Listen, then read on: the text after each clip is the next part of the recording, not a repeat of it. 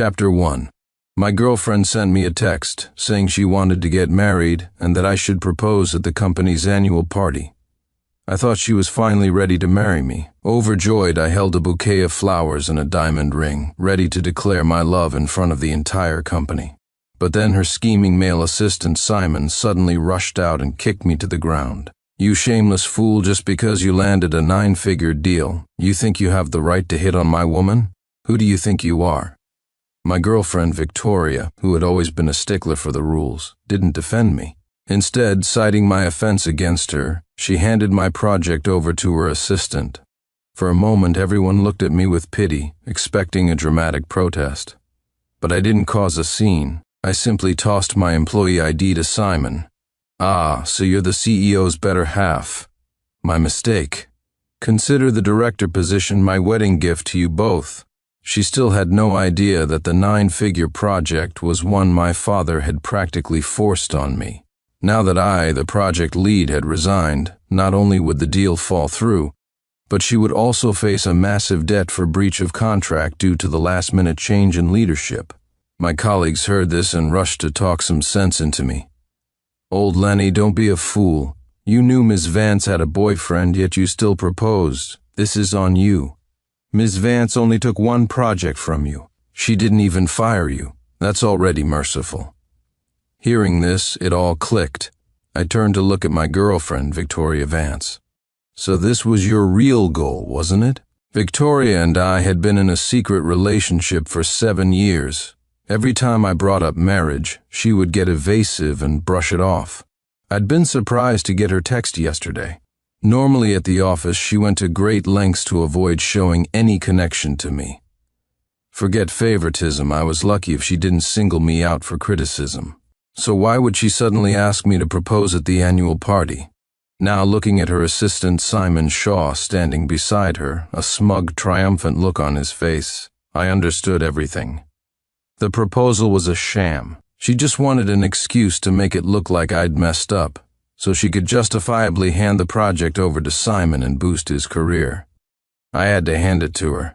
To advance Simon's career, she was willing to sacrifice our reputations and ruin the annual party. My pointed question, combined with the strange tension in the air, made everyone look back and forth between Victoria and me, sensing our relationship was more than just a typical boss-employee dynamic. Victoria noticed this too. She tapped the table 3 times, a sign of her displeasure, her voice icy. "Sincere, Lennox. Is that any way to speak to your boss? Everyone here saw what you did. Are you suggesting I've wronged you?" 3 taps on the desk. That was our secret signal. Whenever she did that, it was a warning that she was about to say something harsh to me to keep up appearances and that I should just bear with it. For 7 years, to protect her pride, I had swallowed my own, letting her treat me like a dog in public.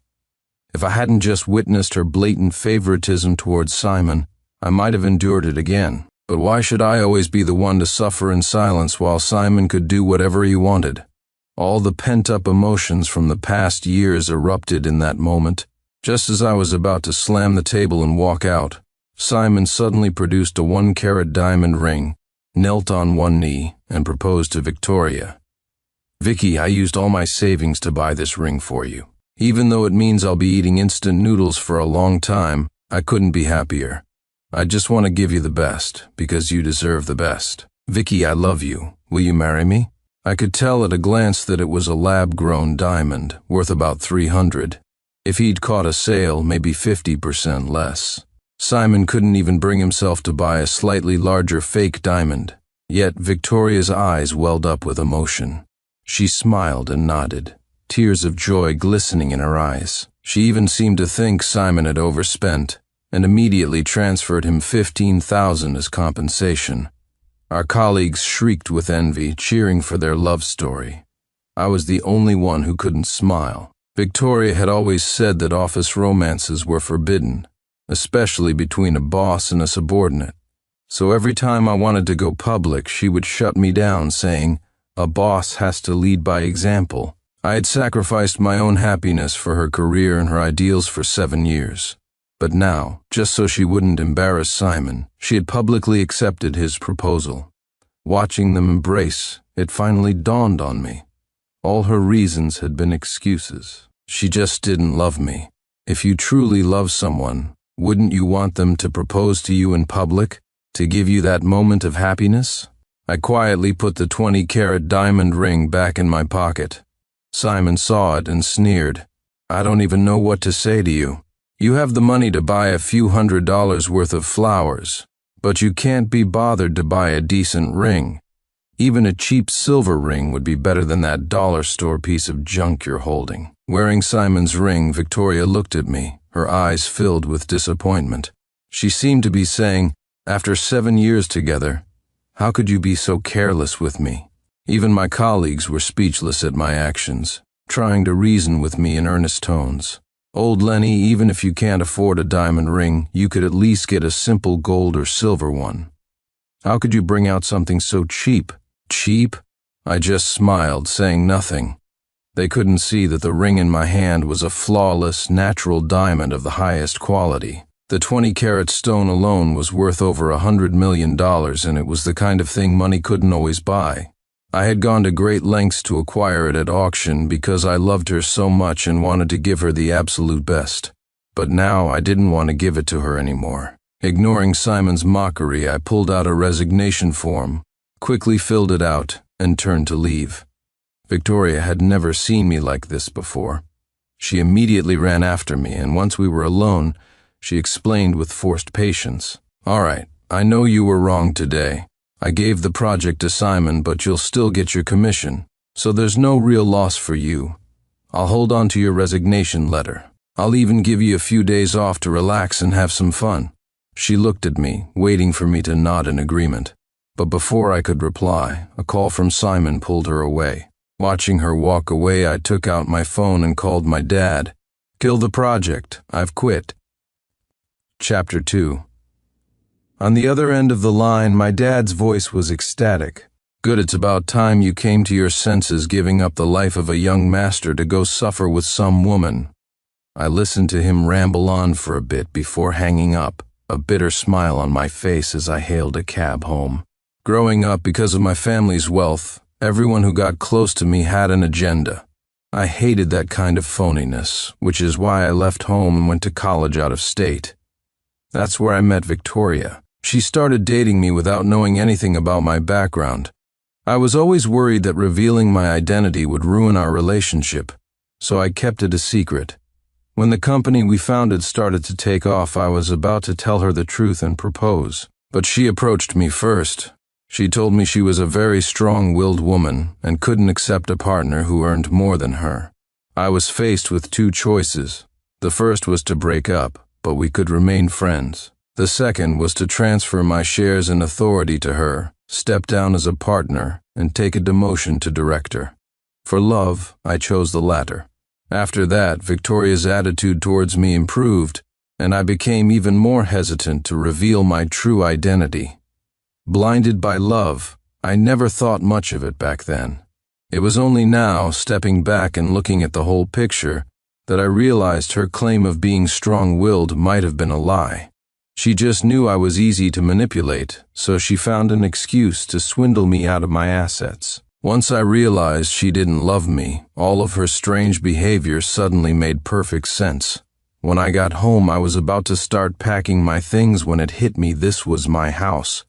If anyone was leaving, it should be her, so I stopped. I took out my phone, planning to have a serious talk with Victoria, but she sent me a message first, sorry, sincere. A last-minute work dinner came up. I can't have dinner with you tonight. I scrolled up. Our chat history was filled with similar messages. Before, after work, Victoria would often have dinner with me. But ever since Simon showed up, her events had become more frequent. She was often out early and back late, and the house grew colder and emptier. But that wasn't what I was focused on. Knowing she wouldn't be back for a while, I didn't bother waiting up. After washing up, I was just about to go to sleep when my phone started buzzing non-stop. I opened it and saw that Simon had posted a video in the work group chat. The video showed Victoria at a dinner table, enthusiastically taking drinks for him. Simon had captioned it with a cheerful message, the sound of a noisy party in the background. Ms. Vance, you took another one from me today. You're such a great boss. Everyone in the chat was green with envy. But only I knew that Victoria had a severe stomach condition and couldn't touch alcohol. I had spent countless hours researching recipes and brewing herbal medicines to help her stomach, but it never seemed to get better. I thought the treatments weren't working and was still asking around for specialists. I never imagined that the real reason was that she was secretly drinking on Simon's behalf behind my back. Victoria, completely unconcerned about her health, cheerfully replied in the chat, "No need to thank me. It's what I should do as a boss." I didn't read any more of their back and forth. I just left the group, pulled the covers over my head, and went to sleep. In the middle of the night, my phone suddenly rang.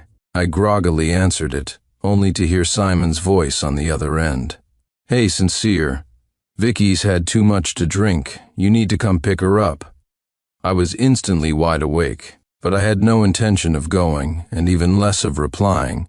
I just hung up, buried my head in my pillow, and went back to sleep.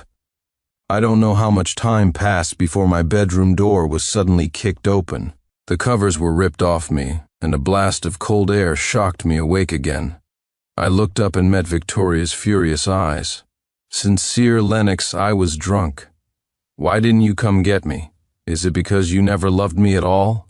Her immediate accusation baffled me. In the past, I was always worried about her safety, constantly asking about her plans and offering to pick her up, but she never appreciated it. Instead, she accused me of being controlling and embarrassing her in front of her friends.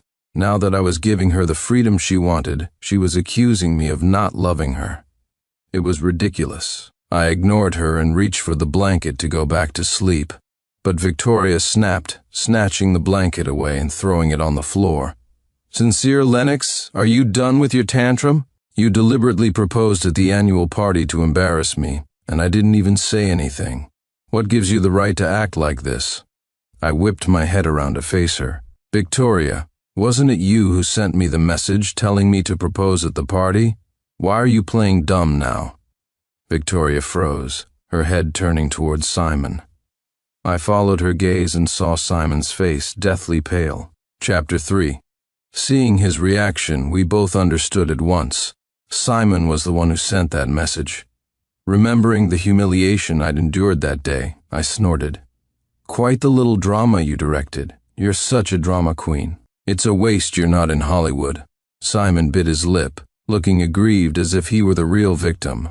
Seeing him like this, Victoria's heart ached, and she immediately tried to smooth things over. "That's enough. Don't be so harsh. He was just—" I cut her off, finishing her sentence for her. "He was just young and didn't know any better.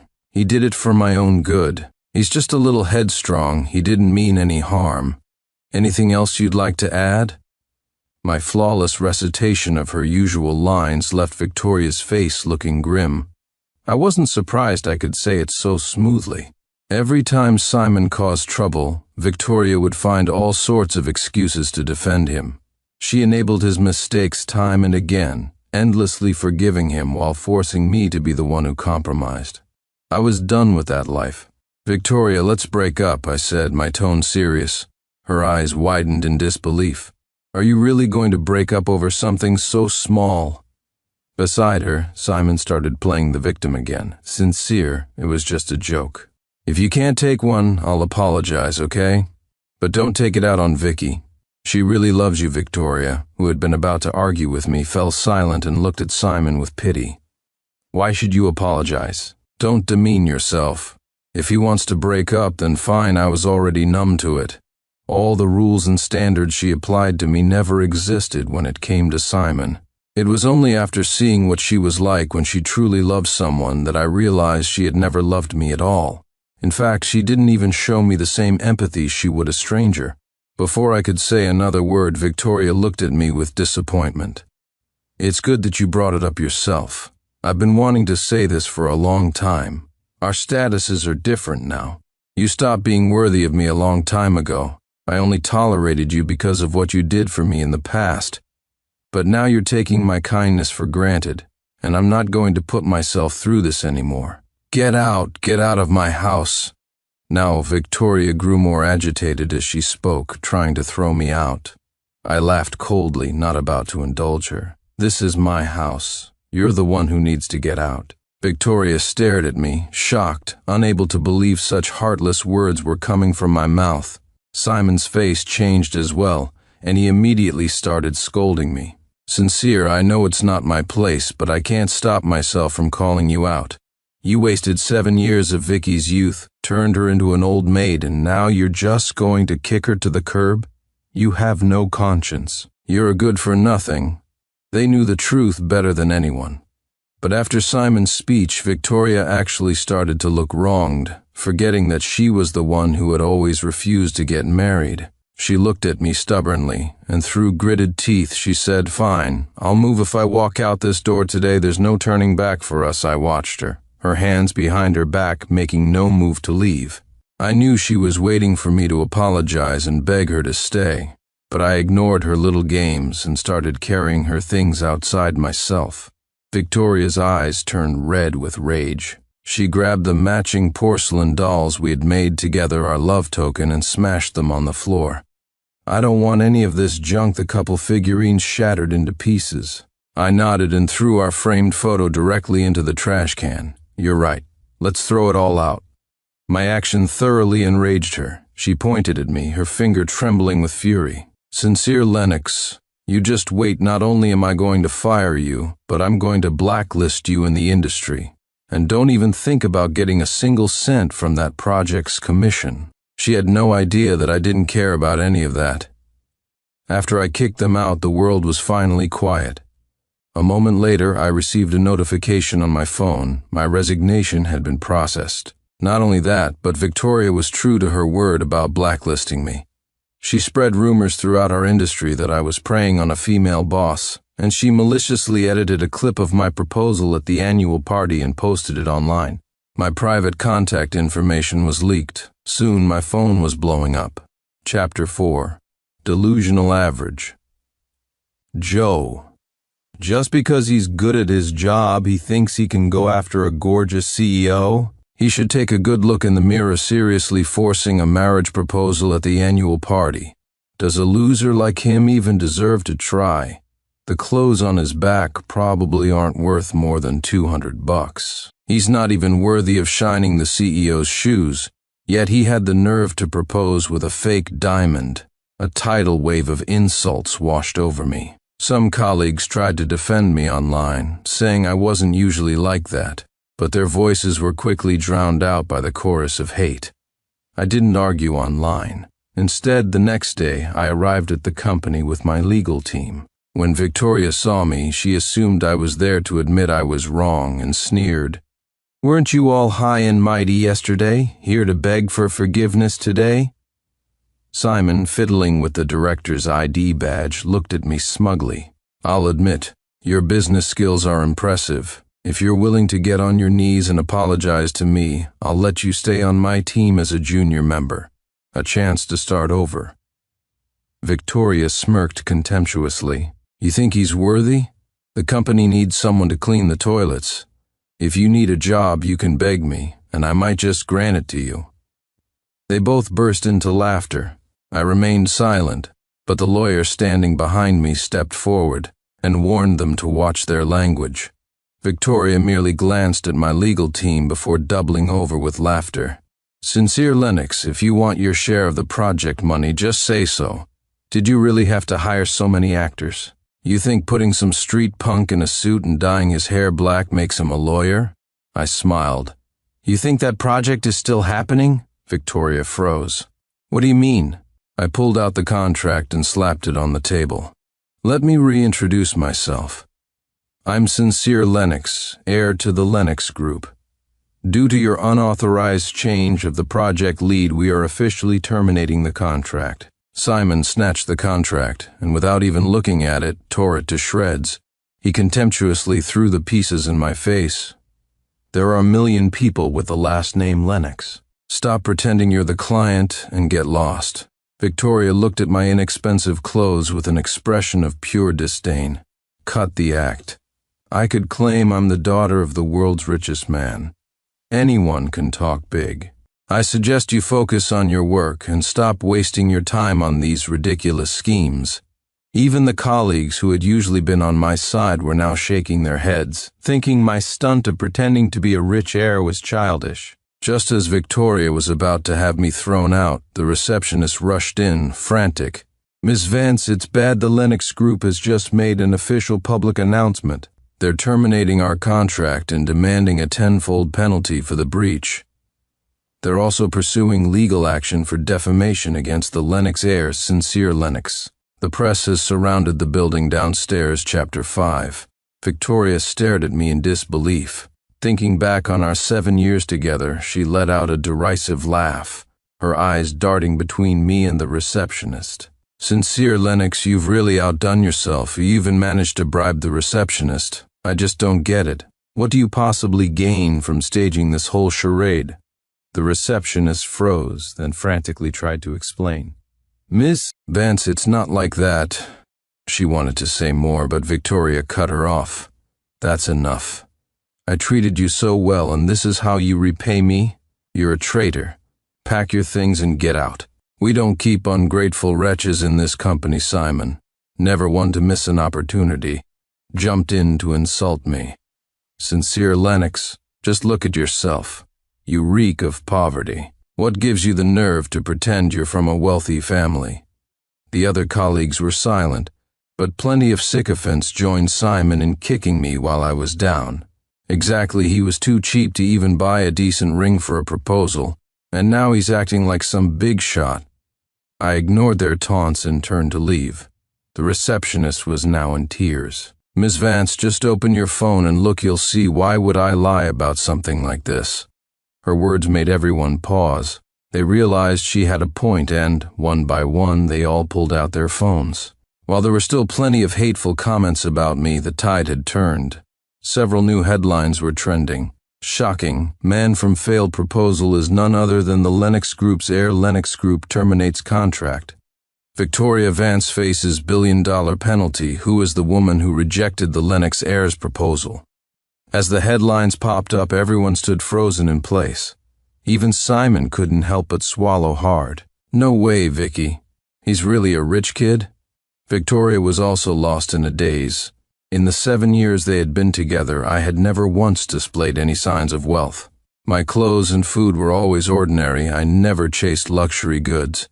My most valuable asset had been the large house in the city. With no time to process why, Victoria immediately ran after me, but I had already taken the elevator down. By the time she reached the ground floor, she only caught a glimpse of me. "Sincere Lennox, She was about to say something, but suddenly a swarm of reporters rushed forward, surrounding her.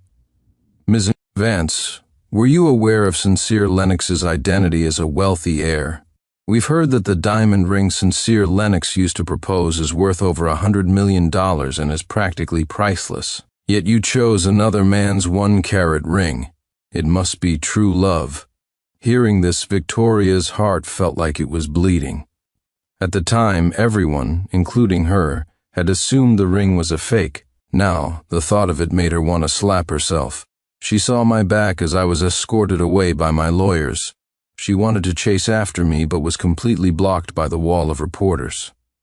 Chapter 6. The story exploded online. Before, when people didn't know who I was, they thought I was a toad trying to eat swan meat and mocked me relentlessly. Now that my true identity was out, public opinion flipped instantly. Everyone was cursing Victoria for being an ungrateful fool. I sat in the car, silently watching a live stream of Victoria being cornered by the press. Faced with the reporters' questions, Victoria didn't know what to say. Just then, accompanied by gasps from the reporters, the third person in this drama, Simon Shaw, made his entrance. Unsurprisingly, he was immediately surrounded as well. Simon looked at Victoria with concern. Facing the media's questions, he let out a long sigh and began to speak. "No matter what, I have to tell the truth and clear Miss Vance's name." Victoria whipped her head around to look at him. Her eyes filled with worry and reluctance. She was afraid that if Simon told the whole truth, he would be viciously attacked online. So gritting her teeth, she told a lie. "That's right. I knew from the beginning that Sincere Lennox was a wealthy heir. But is money the most important thing when choosing a partner? I will only be with someone because I love them. It has nothing to do with whether they're rich or not. Her words once again turned the tide of public opinion. Many people praised her integrity, admiring and supporting her. But only I knew she was just trying to protect Simon from taking the blame. I remembered a time I made a small mistake at work. All I needed was a little comfort from her. But she had been incredibly cold. Sincere Lennox, if you make a mistake, you own it. Don't make me lose respect for you. Later, she publicly pointed out my mistake at a company meeting and punished me harshly to make an example of me. After that, I worked diligently and cautiously, never giving her a reason to find fault. I thought she was like that with everyone, but for Simon, she broke all the rules. When Simon made a mistake, she would make excuses for him, saying he was young, new, or didn't know any better. Now, even when Simon himself was ready to confess, Victoria wouldn't let him, simply because she was afraid he would be attacked online. Yet when she threw me to the wolves, she hadn't worried about that at all. I shook my head. Love was a strange thing. It had made Victoria someone I no longer recognized. Just as I was lost in thought, the door to my house suddenly opened. Victoria had come in, with Simon in tow. Chapter 7. I suddenly remembered that after kicking them out yesterday, I had forgotten to change the password. Victoria looked like a mess, her hair disheveled. She looked at me resentfully. Sincere Lennox, we were together for 7 years. You kept this from me for so long, you have no idea how much I suffered. I gave her a strange look. Didn't you tell the media you knew my identity all along? My sarcastic remark left her embarrassed and unable to respond. She shot me a hateful glare. Don't play dumb. You know exactly what I mean. When I didn't reply, she changed her tune. Forget it. What's past is past. I won't hold it against you. Without waiting for my response, she acted as if nothing had happened, pulling Simon over to sit on the sofa. Seeing her pour tea for Simon, I knew she wasn't here to talk to me. I frowned and cut straight to the point. Didn't we break up? What are you doing back here? Victoria's hand paused as she was pouring the water. She looked up and glared at me, but this time, instead of yelling, her tone was merely reproachful. I was just joking, couldn't you tell? A joke? No wonder she thought it was a joke. After all, in our relationship, she had always been the one in control. Every time we had a disagreement, she would threaten to break up to force me to compromise. It was a tactic that never failed her because in the past I had loved her so much I was willing to give up anything for her. So she assumed this time was no different. But she forgot one thing. This time, I was the one who initiated the breakup. Victoria didn't take it seriously, assuming the matter was already resolved. She picked up a cake box from the floor. I was busy with work on your birthday and didn't have time to celebrate with you. I'm making it up to you today. This was her standard move. Whenever she made me angry, she would buy me food as a peace offering to smooth things over. In the past, I would always give in, thinking we had to move on and live our lives together. But now, I had no intention of giving her any face. I was about to cut her off. But Victoria was too quick. She had already opened the cake box. However, the cake had nothing to do with me. Written across the frosting was, "Happy 26th birthday, Simon Shaw." I suddenly remembered seeing Simon's resume. Today was his birthday. If it weren't for the drama I'd caused, Victoria would be celebrating with Simon right now. As Victoria was about to put candles on the cake, she saw the writing and panicked. She hastily tried to explain. The bakery staff must have made a mistake. I'll order a new one right now. Simon, already resentful that his birthday celebration had been canceled, couldn't hold back his complaints when he saw Victoria on her phone ordering another cake. He muttered at me under his breath, "So picky. It's just a cake. What does it matter what kind it is?" I had a tough childhood. I didn't even know what a cake looked like. Victoria opened her mouth, about to try and persuade me as well. I held up a hand. "Both of you get out. I have no intention of celebrating a make-up birthday." Chapter 8. Victoria froze, thinking I was angry about the cake. She raised an eyebrow. I already told you the baker made a mistake. I've apologized and I'm ordering you a new one. Do you have to make such a big deal out of this? It was always like this. I'd say one thing, and she'd twist it into another.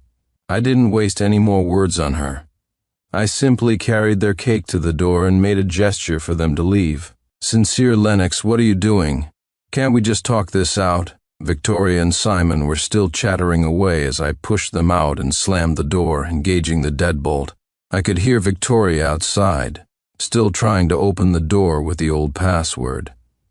Then I heard Simon's voice. Vicky, he's so ungrateful. You already took the initiative to apologize. What more does he want? Victoria tried the password a few more times, and when she realized the door really wouldn't open, she finally gave up.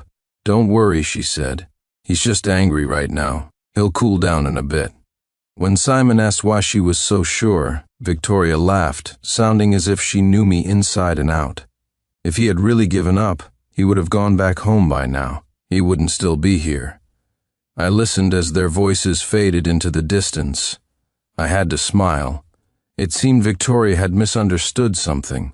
I wasn't staying here for her. I was here because my childhood friend, Lillian York, was coming to town for a business trip, and our parents had arranged for us to travel home together.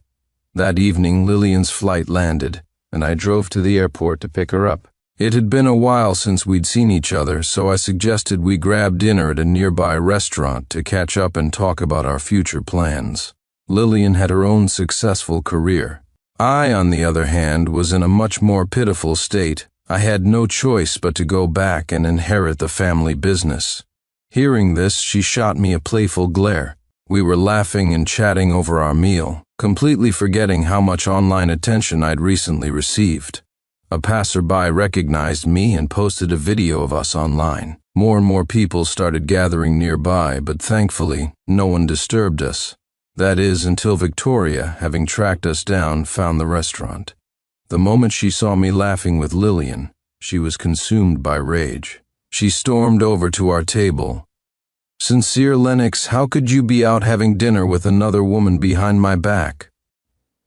As luck would have it, a nearby influencer was live streaming and broadcast the entire scene. I noticed, but I didn't care. My conscience was clear. Facing Victoria's accusation, I sneered. Ms. Vance, didn't you tell everyone that I was the one pursuing you, and that you had already rejected me to my face? We have no relationship. On what grounds are you meddling in my affairs? Chapter 9. Victoria froze. In her anger, she hadn't even thought about that. The whole scene was being broadcast live, and online viewers were already questioning her hypocritical behavior. Not only that, but people in the restaurant started whispering among themselves.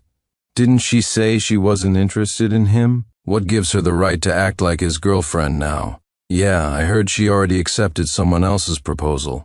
What's this all about?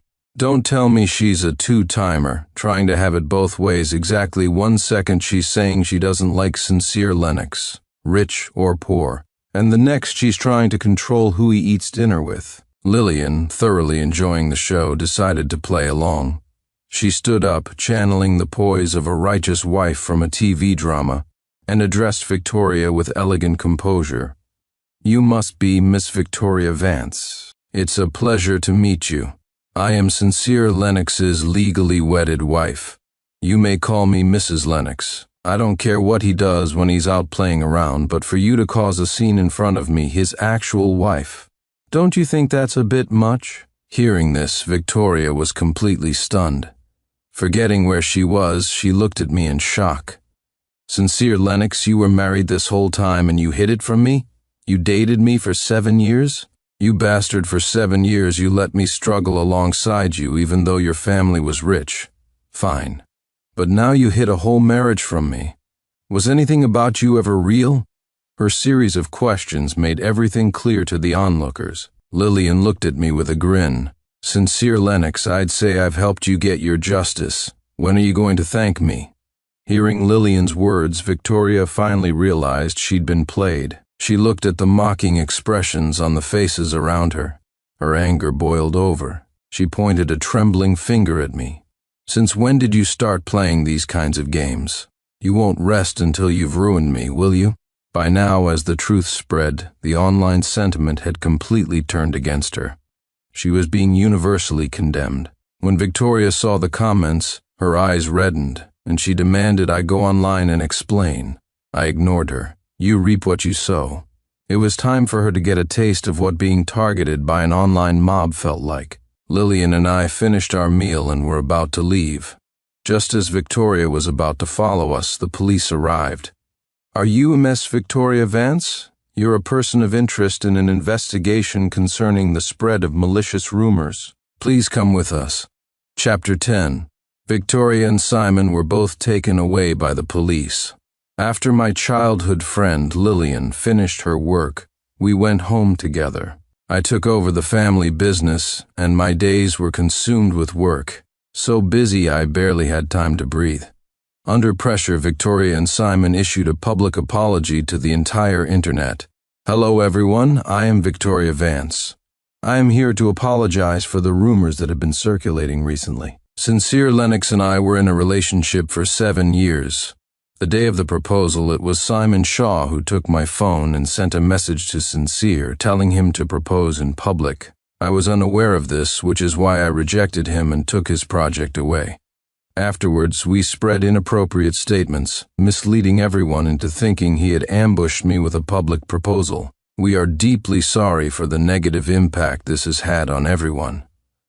With Victoria and Simon's apology, the whole truth was finally out. The two of them were instantly subjected to a vicious online backlash. Everyone could now see that while Victoria was with me, her heart had always been with Simon. Her two-timing behavior was met with widespread disgust. But before she could even begin to deal with the online mob, a new crisis began. The partnership with my company was officially terminated, and she was now liable for a 10-fold breach of contract penalty. Victoria couldn't understand. She pleaded with my representatives. Is Sincere Lennox doing this to target me personally?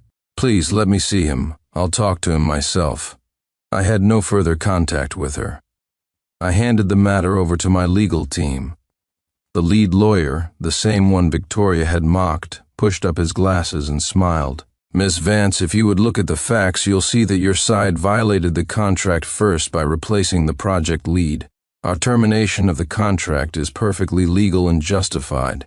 Pay the compensation quietly. Otherwise, we are more than happy to discuss this in court.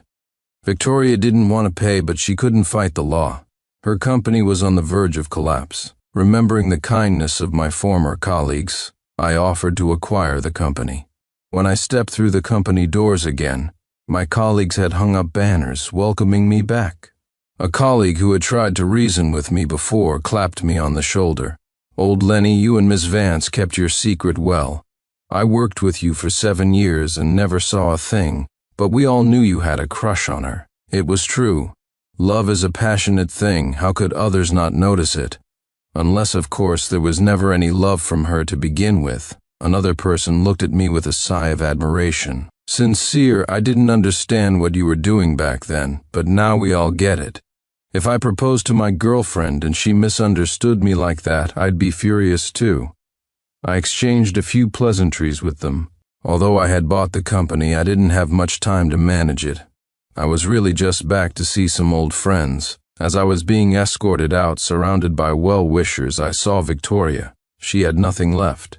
The moment she saw me, she rushed forward, her face ecstatic.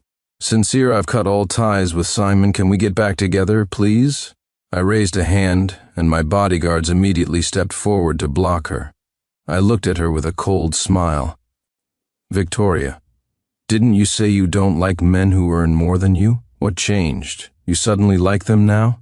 Victoria froze, remembering how she had tricked me out of my shares and money. She managed an awkward laugh. That was just me being young and foolish. I'm mature now. Can't you give me one more chance? My reply was ice. There will be no more chances. Victoria, goodbye forever. With that, I got into my luxury car and, ignoring her protests, drove away.